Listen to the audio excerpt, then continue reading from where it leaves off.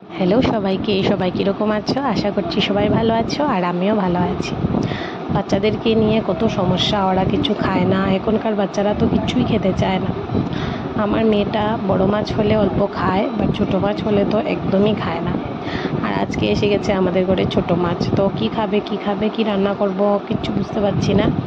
তো আমি কি করেছি, ডালটাও খাওয়ানোর জন্য, ও ডাল খেতে চায় না, তো ডালটা খাওয়ানোর জন্য কি করেছি, ডাল দিয়ে ডিম অমলেট করে একটা ডাল ফ্রাই করে নিয়েছি ঝটপট।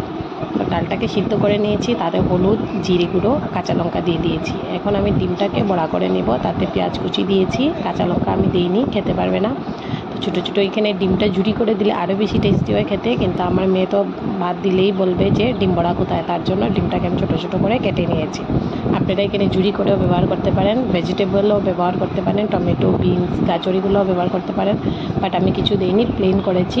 আদা, পেঁয়াজ, রসুন, শুকনো লঙ্কা দিয়ে ভালো করে ডালটাকে সম্বাস দিয়ে কেটে রাখা ডিমগুলোও দিয়ে ভালো করে জাল করে নিয়েছি।